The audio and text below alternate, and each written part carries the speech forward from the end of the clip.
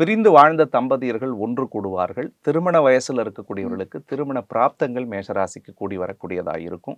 ரொம்ப முக்கியமா 10ஆம் இடத்தை உச்ச குரு பார்க்கறதுனால, இந்த வருஷத்துல கண்டிப்பா ஒரு புதிய பட்டமும், பதவியும், பொறுப்பும், புகழும் மேஷராசிக்கு வந்தே தீரும்னே சொல்லலாம். ஏன்னா லாஸ்ட் ஒரு 5 வருட வாழ்க்கை மேஷராசிக்கு ஒரு ஆசிலேஷனான ஜாப்ல தான் இருந்திருப்பாங்க. ஏன்னா அதுக்கு காரணம் என்னன்னா, சனி, ராகுவோட டிராவல் வந்து அவங்க ராசிய கடந்துகிட்டே இருந்தது. உழைப்புக்கேத்த ஊதியம் கிடையாது சார், அர்ப்பணிப்புக்கேத்த அங்கீகாரம் கிடையாது. நான் கஷ்டப்பட்டா கூட அதுக்கான பலன கடவுள் குடுக்கல.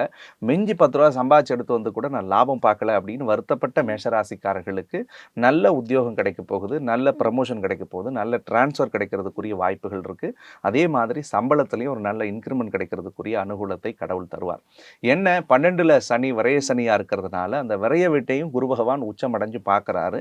பட் 1000 விஷயங்கள பண்ணாலும் சனி பகவானுடைய தாக்கம் மேஷராசிக்கு இருக்கிறதுனால, தேவையில்லாத விரய செலவுகள் ஏற்படும் இந்த காலகட்டங்கள்ல. அத மட்டும் நீங்க கொஞ்சம் சுபவிரயம் செய்யக்கூடிய